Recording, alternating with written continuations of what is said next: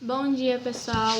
Eu me chamo Monique, estudante do Ivone. Estou juntamente aqui com meu amigo Cauã. Oi. E hoje nós iremos entrevistar, ter um bate-papo, uma entrevista com os professores sobre o tema mulher. Nós iremos entrevistar hoje o professor Rafael e a professora Adriane. Tá. Adriane. E é isso. Vamos começar então. O que significa o dia 8 de março para vocês?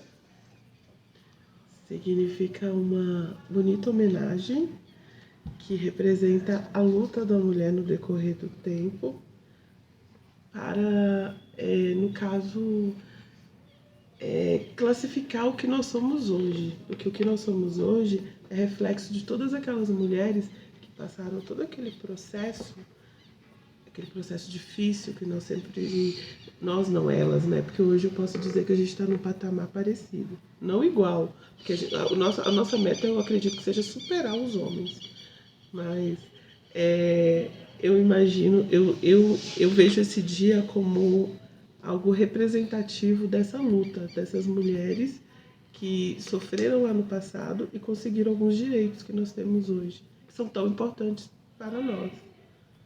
Igualitário, direito ao voto, direito de fazer o que quer, com limites e com ética, a gente faz exatamente aquilo que a gente quer. A gente não é obrigado a nada, como nós não, elas eram obrigadas no passado. Para mim é isso. O dia 8 de março, que comemora-se o Dia Internacional da Mulher, para mim ele deve ser sempre colocado dentro de uma perspectiva histórica, porque a sociedade precisa viver dentro de uma perspectiva histórica. Então, eu vejo o dia 8 de março, é claro que é importante a comemoração, é claro que é importante celebrar, mas eu acho que, acima de tudo, o mais importante é que o dia 8 de março seja um dia, antes de qualquer coisa, um dia de conscientização. É bonito você cumprimentar sua mãe, cumprimentar sua filha, sua amiga, qualquer mulher. Mas eu acho que o mais importante é que nós consigamos, em sociedade, desenvolver, criar mecanismos para isso, para que a gente tenha um dia de conscientização.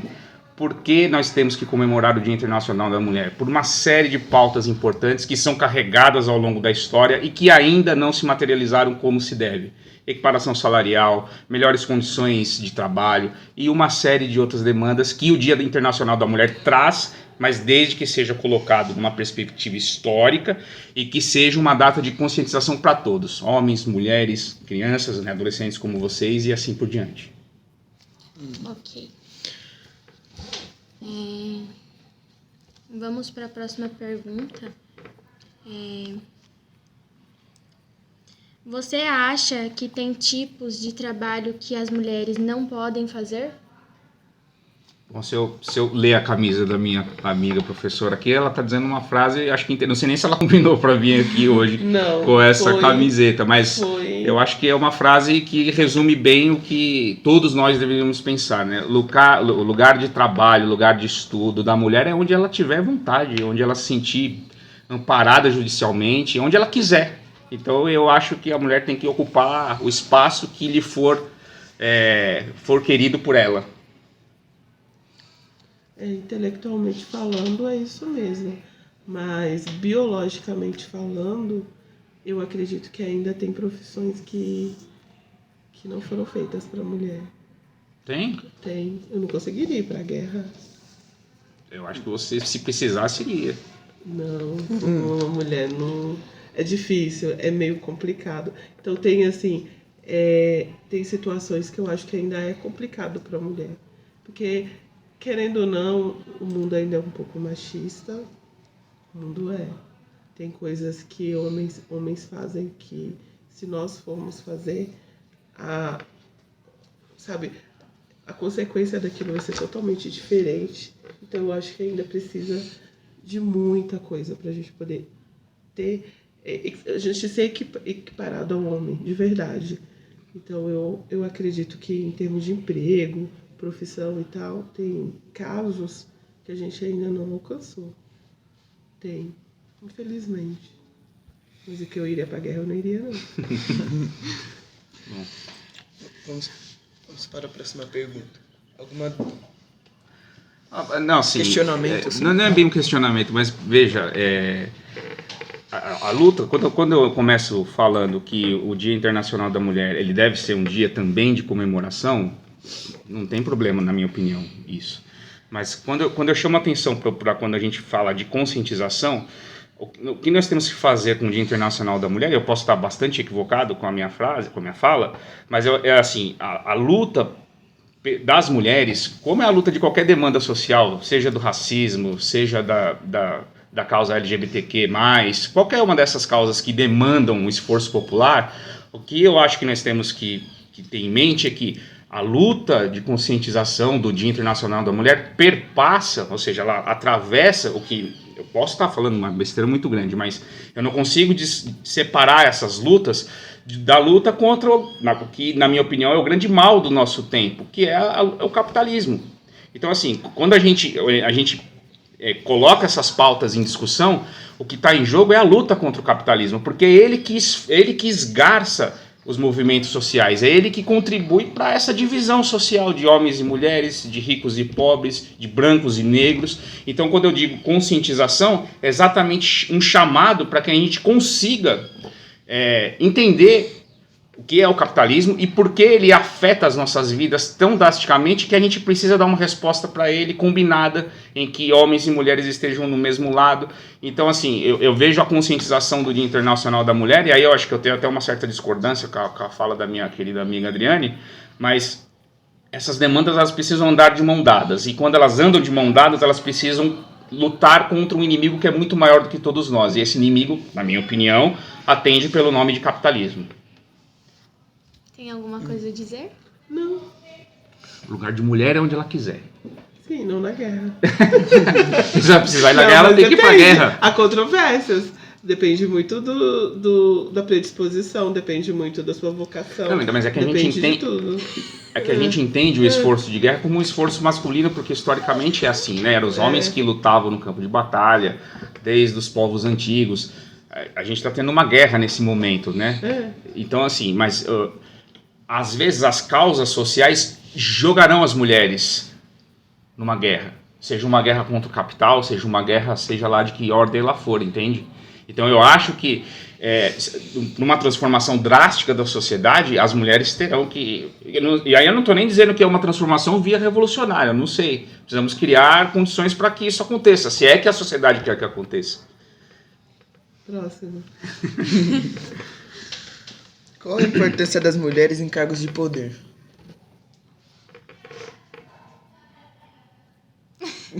A mulher lutou tanto para chegar onde está. Tivemos uma presidenta que, infelizmente, ela foi arrancada do poder. Eu acredito que há um preconceito ainda, há um machismo ainda. Mulher no poder, às vezes ela é vista como... Mulher é vista como algo muito frágil, né? Até hoje. Eu vi uma propaganda esses dias falando para as mulheres entrarem para a política. Tem essa propaganda. Aí passa imagens, por exemplo, de uma deputada bem bonita passando e eles olhando assim com aquele olhar carnal para a deputada. E tem outra que é bem senhorinha e eles ficam rindo, aquela velha, é isso, aquilo, outro. Então, mulher, ela é vista muito pela parte física dela até hoje, né? Ela não é vista como algo intelectual ainda, que está apta a desenvolver um cargo político e etc. Embora a gente teve alguns exemplos de governos de mulheres, que, ao meu ponto de vista, dá para equiparar ao governo dos homens, que... Eu não sei, vai, Rafa. A pergunta é qual a importância das mulheres em cargo de poder. Eu acho que a importância é uma importância gigantesca, né? Porque, vamos pegar o caso brasileiro, por exemplo. Nós temos um Congresso hoje que Congresso é o lugar onde ficam os políticos eleitos democraticamente, né? Se a gente pega os 513 ou 511 deputados, os 81 senadores, a infinidade de vereadores que nós temos no país, 15% desse total são cargos de poder ocupados por mulheres. É uma quantia assim, absurda para um país que tem, entre aspas, uma democracia. Então, assim, eu vejo que a nossa luta para que isso seja modificado, se é que a nossa sociedade quer que isso seja modificado, essa é uma pergunta importante, né? Porque a gente precisa discutir enquanto sociedade. Mas quando a gente pensa a questão do poder com a mulher, a gente precisa, primeiramente precisaria construir mecanismos para que a gente possa discutir isso e, a partir disso, situar as mulheres, né, politicamente falando, em como elas poderiam alçar o poder. Isso demanda tempo, isso demanda um esforço coletivo muito grande, isso demanda uma boa educação nas escolas, discussões como essa que nós estamos fazendo aqui, mas primeiro tentar achar por que as mulheres não estão ocupando cargos de poder. Eu acho que esse é o primeiro passo. Depois a gente discute como é que isso vai se dar. Mas é imprescindível que as mulheres estejam no poder, até pelas suas incríveis habilidades de diplomacia, a sua habilidade, posso estar usando um termo equivocado, mas maternal mesmo, que a política precisa desse aspecto que eu acho que só a mulher é capaz de ter. Então eu vejo como uma importância que nós ainda não temos e vamos precisar construir, historicamente falando. E vai demorar, viu? Depende. Eu acho que é um trabalho árduo ainda, muito árduo. É um trabalho árduo, eu também concordo, mas aí quando a gente, nosso primeiro entreveiro de hoje, se a mulher vai pegar em armas, por isso que eu falo, a gente precisa ter a dimensão do social. Tem que ser trabalhado isso. Precisa ser trabalhado, mas se chegar num ponto de inflexão que isso precise acontecer, vai acontecer? A gente não sabe, né? São demandas que a gente constrói ao longo do tempo. A história é uma construção com marchas e contramarchas, mas assim, a gente pensa a distribuição do poder no Brasil, no caso do Brasil, né? E a gente vê que, aí sim, estamos muito longe disso acontecer, mas precisamos construir essa ponte para chegar lá, se é que a gente quer chegar lá. Já conseguimos muito, muito, muito, muito. Porque historicamente falando, a gente evoluiu bastante, bastante. Mas falta muito para a gente poder alcançar, muito, muito. Mas aí, se você pegar, por exemplo, a pandemia, por exemplo, uma pesquisa feita pelo Fórum Econômico Mundial, nós estamos aqui discutindo gênero, né? Que é essa proposta que vocês nos trouxeram. Antes da pandemia, se a gente fizesse um trabalho coletivo muito grande, que pudesse abarcar e introduzir as mulheres dentro de um cenário de participação política maior, nós levaríamos, antes da pandemia, 99 anos para que isso acontecesse. Com o crescimento da pandemia, o desenvolvimento e os resultados que a gente ainda sente, esse número passou de 99 para 135 anos. Então percebam, é um lapso de tempo muito grande e que se não se desconstrói esse tipo de coisa de uma hora para outra, é um processo de desenvolvimento que todos os partícipes da sociedade precisam ter, se é que eles querem ter. Então é isso. Vamos para a próxima pergunta. Homem possui mais cargo político que as mulheres? Já respondeu. Acho que sim, né? 100% Muito provavelmente mulheres sim. ocupam os cargos políticos apenas. Por quê? Essa é uma bela pergunta. Por que isso acontece? Eu acho que... Ele já respondeu também. Não, mas eu vou assim, só para não deixar... É a pergunta número 4, né? Eu acho que, no caso brasileiro, a gente teve um processo de formação política, de formação cultural, muito drástico, muito difícil. É um país que foi um dos últimos a abolir a escravidão, é um país que foi construído no sangue, sob o derramamento do sangue do povo africano, do povo indígena, da população pobre. E isso se dá, sobretudo, por uma mentalidade extremamente patriarcal do homem branco, católico, que se constitui nesse país e que a gente não consegue quebrar essa lógica, né? Aí eu estou pensando na história do Brasil, a história com todas as milhões de aspas do mundo, oficial, assim, oficial barra 1.500, né? Então vamos supor que o Brasil só exista de 1.500 até 2022. Nesse processo todo, a gente tem essa força do patriarcado brasileiro que até agora se materializou em muito poderosa. Mas aí a gente precisa, novamente, sentar e discutir os rumos que a gente quer para a nossa sociedade. Eu poderia dar algumas fórmulas aqui, mas acho que elas serão imprecisas. É um trabalho de discussão, é um trabalho de desenvolvimento de ideias, que inclui vocês que são jovens, que vão ter que viver num mundo que a gente não sabe muito bem como é que ele será. Então, eu acho que é mais ou menos isso mesmo. É uma pergunta até parecida com as demais, né? Mas precisamos pensar muito. Dessa. O diretor Fernando vai dar um café especial pra gente. Eu acho bom. E os ajudantes dele também. Tem gente acho. atrás da câmera ali, viu, gente, que tá trabalhando aqui. Não tá fazendo nada. Próxima pergunta. Nós vamos para a próxima, então. Vamos lá. Como podemos igualar a desigualdade de gênero?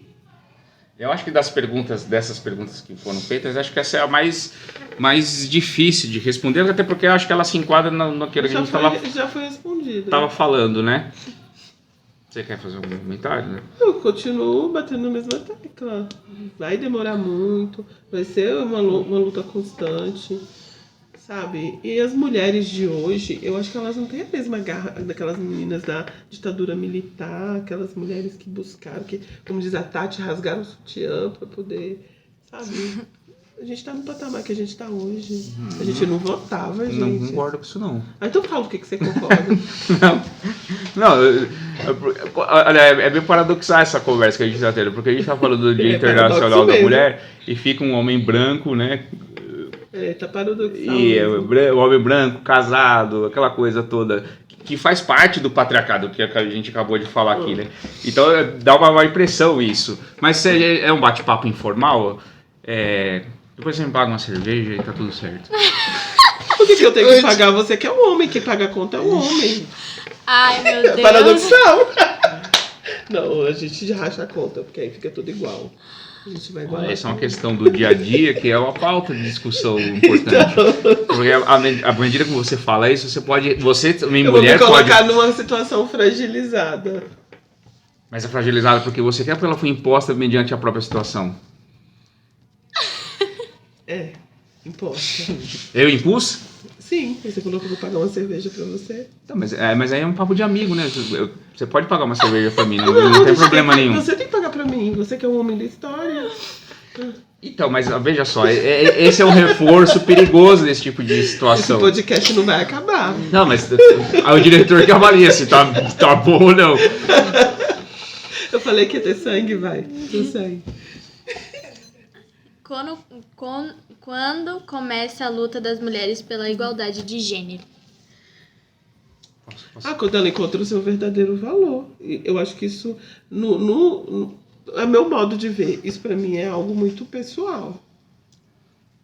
Da mulher eu, da mulher você. Tô falando assim, eu voltada para mim.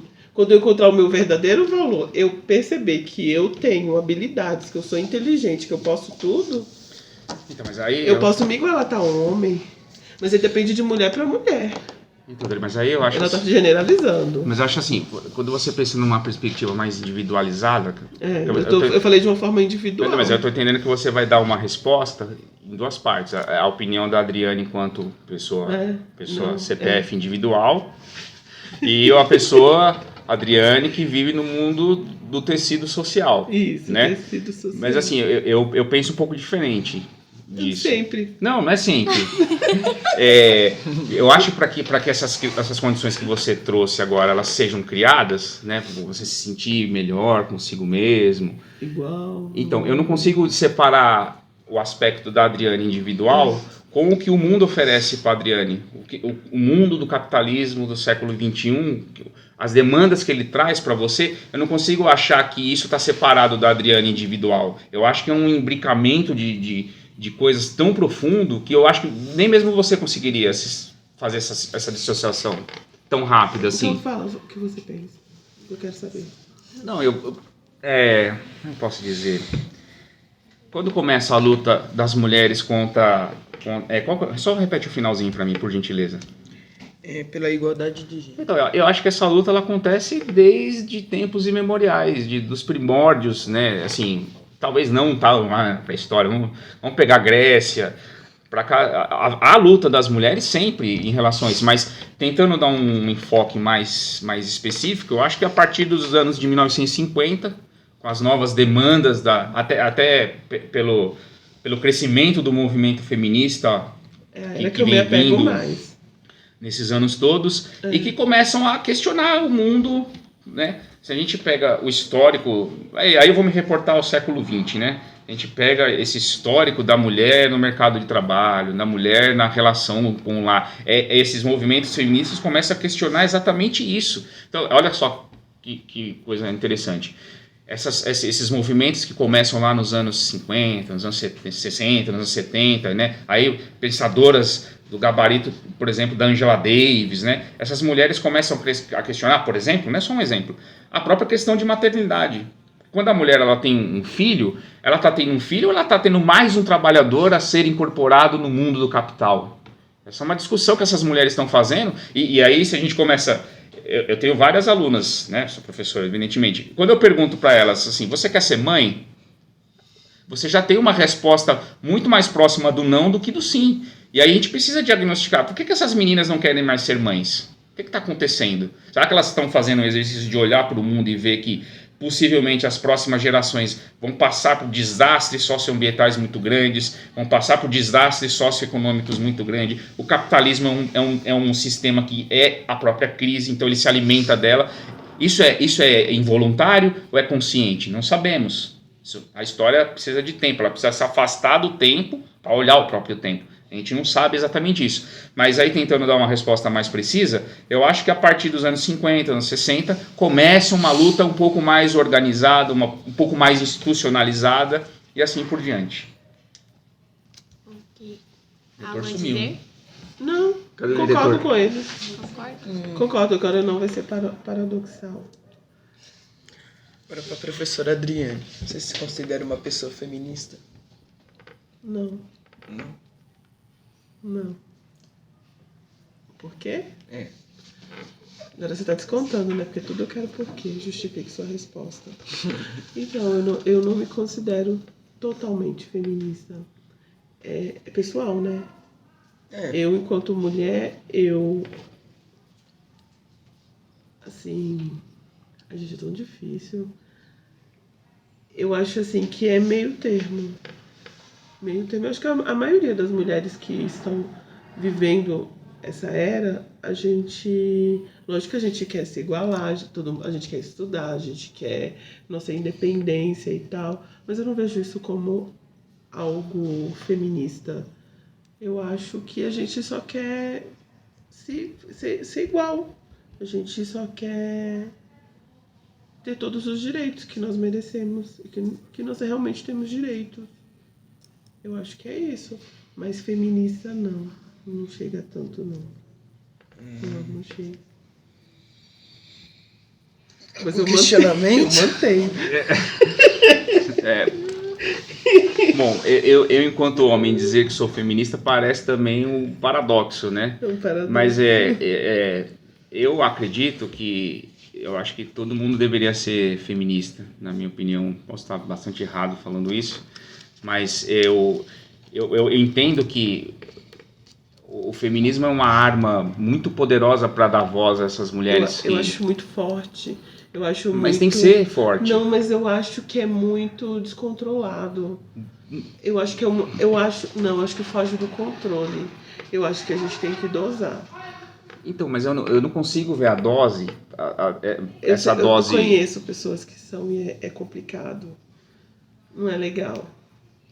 Tudo que é muito extremo não é legal. Eu acho que a gente tem que lutar por nossos direitos, a gente tem que correr atrás. Nós temos que nos valorizar enquanto mulheres, acreditar que o nosso lugar é onde a gente quer, sabe? Fazer realmente o que a gente quer, mas muito extremo não é legal. Mas define extremo. Extremo é liderar, é ser. É que nem eu brinco com vocês, mas é brincadeira. Homem não presta pra nada, eu não preciso de homem para absolutamente nada.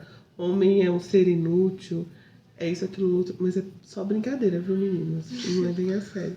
Mas é mais assim nesse sentido. A forma com que se vestem, a forma com que agem, a forma com que brigam. O negócio não é legal. Eu não vou citar exemplos, por exemplo, eu tenho uma amiga que ela é. Eu não vou citar exemplos porque eu não vou expor ninguém aqui. Mas eu não acho legal a forma com que vive, com que pensa, seus ideais. Pessoas extremamente idealistas. Acho que o Rafael não tá gostando muito, não. Na questão não é gostar. Não, é que ele gosta de feminismo. Assim, eu parto de um outro ponto de visão muito diferente desse. Mas fica sempre difícil, enquanto homem, falar sobre isso. Até, assim, eu não ando na rua, eu não corro risco de ser estuprado, porque eu não sou mulher. Eu não ando na rua e não corro risco de passarem a mão no meu corpo sem o meu consentimento. A gente corre muito, não, pelo contrário. A gente anda com spray de pimenta. Não, Depende nem da todas as mulheres têm condições de comprar um spray de pimenta. A gente compra não, um monte. Aí eu discordo radicalmente. Não, vamos dar um exemplo. Uma deputada do ano passado estava no plenário da Alesp em São Paulo, e um deputado branco, hétero, possivelmente evangélico, não sei. Ela tá lá falando e ele chega por trás e passa a mão nos seios dela. Estamos numa câmara pública. Sim, mas eu não tô falando nesse sentido. A partir do momento que eu vou me valorizar, eu vou querer respeito, eu vou exigir respeito. Mas ninguém então, vai chegar passando a mão sem... Não, mas esse respeito, essa valorização que você menciona, que é óbvio que deveria existir, ela não existe porque está pressuposto um outro modelo que a gente tem, que é machista, que é sexista, que vê a mulher muitas vezes como um simples objeto corpóreo, que o cara pode chegar a passar a mão no seio de uma mulher no plenário, numa câmara pública. Assim, é um equívoco a gente pensar que essas coisas não acontecem. Elas acontecem. Então, assim, talvez você é uma mulher professora, né, uma mulher com um certo status social, mas se a gente alarga a visão, vamos imaginar o interior do Brasil. Como é que essas mulheres se defendem? Como é que essas mulheres elas vão ter um outro tipo de sociabilidade? Então, assim, eu entendo o feminismo, a causa feminista, como uma luta das mais importantes. Mas, assim... Sim, mas há casos e casos. Abre-se um leque. Mas ainda são casos que envolvem mulheres. Várias situações. Mas não deixam de ser casos que envolvem mulheres. Sim, mas eu tô falando para você, o feminismo, naquela situação de eu ser tão, assim, alinhada àquilo, que eu não aceite, por exemplo, as relações com os homens. Por eu não aceitar, eu achar que homem não interfere em nada. De achar que...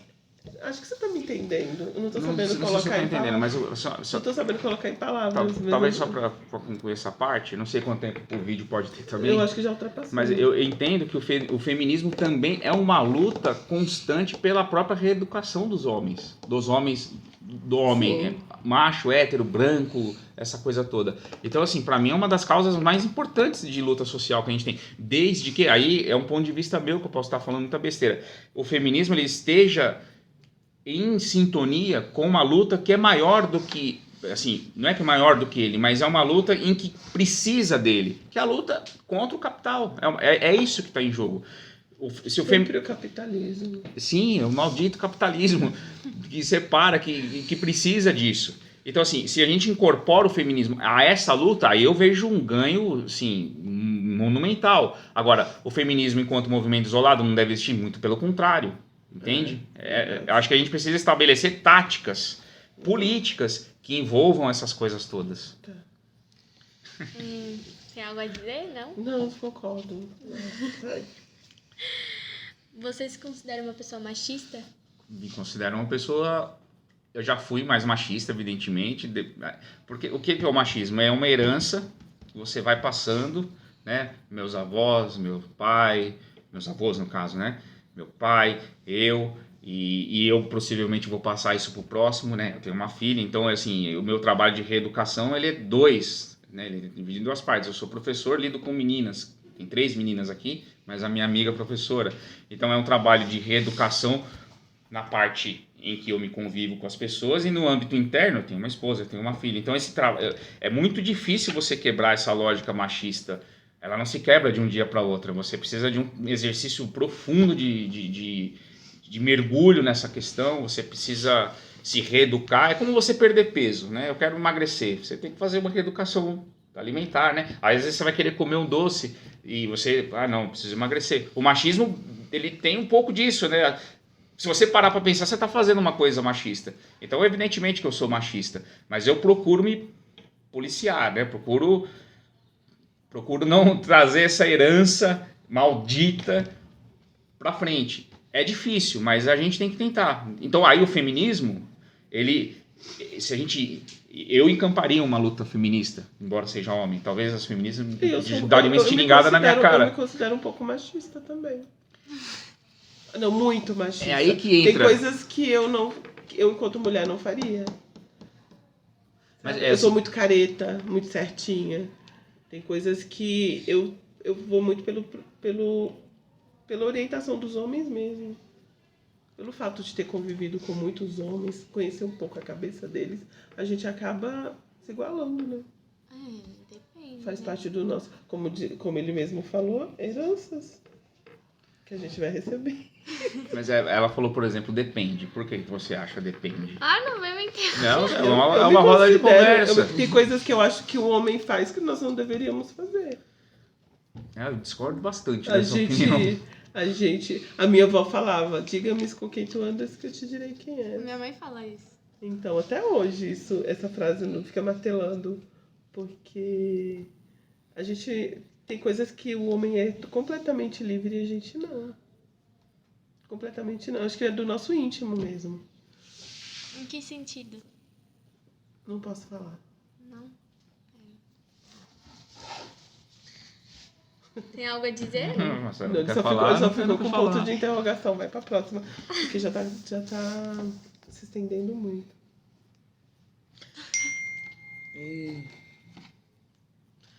Você já sofreu algum preconceito por ser mulher?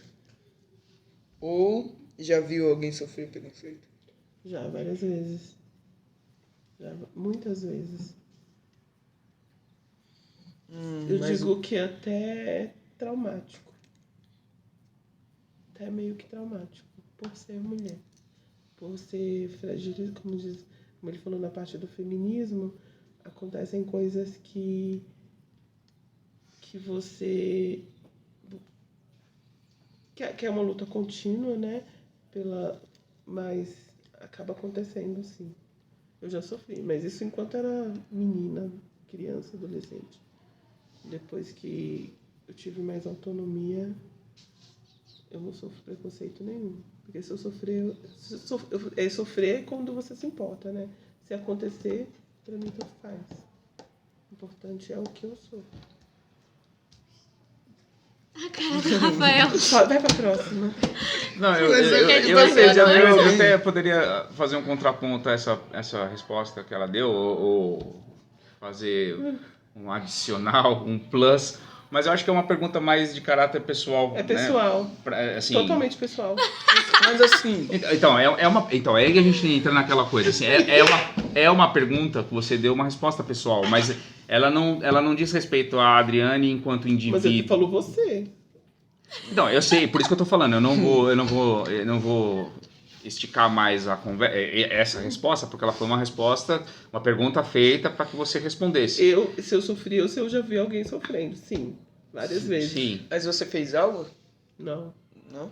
Não, eu sofri, né? Não, mas quando você viu alguém sofrendo... Você fez alguma coisa? Falou com a polícia? Não, eu falei com a família, mas eu não quero entrar nesse assunto também. Tá. Ordem pessoal. Vai pra próxima. 10. Na 10? Você acha que acontece muita desigualdade salarial? E aí, professora, tem desigualdade salarial? Entre os professores, adoro.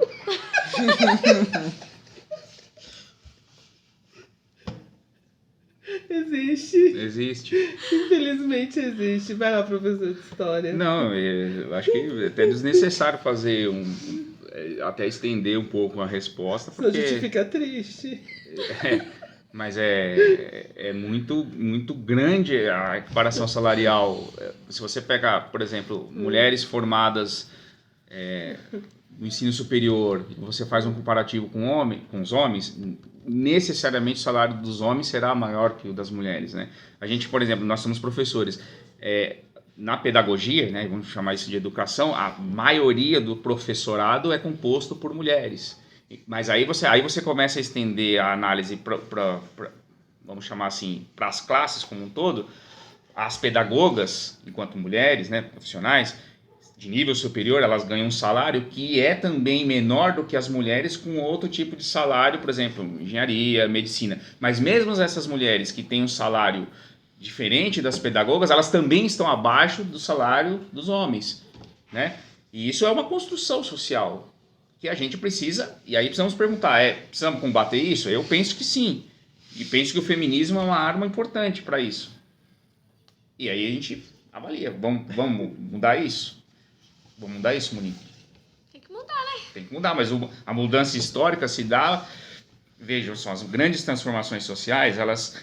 É um pouco pesado dizer isso, mas a gente olha as grandes revoluções, os grandes movimentos sociais, os resultados que eles atingem não são porque houve troca de rosas, troca de mensagens de amor. Não, se dá com derramamento de sangue, muita violência. A violência é a parteira da história. E é isso, eu acho. Você, Adriane, tem algo a dizer? Não, eu concordo com ele. Ela só tá concordando. Concordo. A gente precisa de muito ainda para ganhar igual os homens.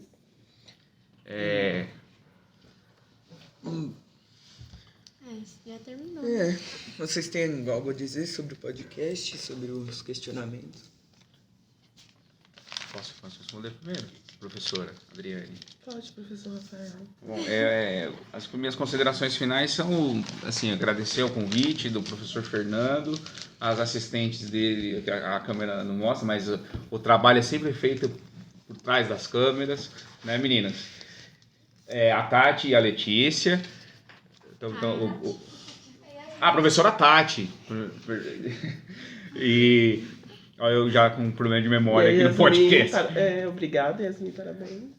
Não, Yasmin e a Letícia. Mas o povo que tá vendo a gente não sabe onde elas estão. Estão aqui, se falou colar, a gente não sabe. Então, agradecer ao Fernando, a Tati, a professora que não está presente, agradecer as meninas, agradecer vocês dois pelas perguntas. Eu não sei se foram vocês que formularam ou houve um consenso entre a sala. Acho importante esse tipo de iniciativas. Não sei se vocês vão manter o projeto ao longo do ano, mas é sempre importante a gente estar discutindo essas questões e tantas outras. E eu fico muito feliz de participar e espero ser convidado mais vezes. Vai sim. Vai. Obrigada, galerinha. Foi muito bom. Espero também ser convidada mais vezes. Espero que continue também o projeto e que a gente nunca esqueça que a mulher tem que estar onde ela exatamente quer. Não foi isso que você disse. Só na guerra que não, tá, gente? Não, viu? Mas tem mulher que vai pra guerra. Tem. Das enfermeiras. Mas há controvérsias, tá? Você vai pra guerra? Depende. Depende. Mas eu acho que na questão da mulher ir pra guerra, eu acho que depende do motivo, né? Que tem muito. Pense mulher nisso, que... não sei. Gente, por isso que eu falo que eu sou um pouco machista. Eu não me imagino carregando balde de cimento pra construir uma casa. Não me imagino com uma enxada. A mãe dela é Maria Macho. Então, mas são poucas. Mas é que tá. Eu não aguento. Os deleites sociais que a gente desfruta hoje, voto, né, sufrágio universal. E aí pensando como todo, sufrágio universal, leis trabalhistas, né, se a gente pegar o histórico, por isso que eu falo que é uma luta contra o capital, se a gente pega a segunda fase da Revolução Industrial lá no século XIX, das fábricas inglesas que começam a migrar para a Europa, e a gente olha as condições de trabalho que envolviam crianças e mulheres, não é possível você olhar para hoje, né, 2021, 2022, olhar para trás e você falar, nossa, olha quanta coisa essas pessoas tiveram que passar, quantas mulheres não derramaram o seu sangue para que isso mudasse. Então, assim, a luta, haverá uma luta, e a gente não sabe, talvez ela seja corporal mesmo, as mulheres talvez, e eu acho que terão, pegar em armas para se defender, para mudar, se é que elas querem mudar a realidade social. As mulheres da Revolução Francesa, as mulheres da Revolução Russa. Foi tenso. Bem antigamente a gente não tinha direito a nada. Você não escolhia nem com quem que você ia casar. Você já nascia de casamento marcado. Os velhos babões. Credo. Depois você pede pro professor de história contar a historinha. Deus que o livre.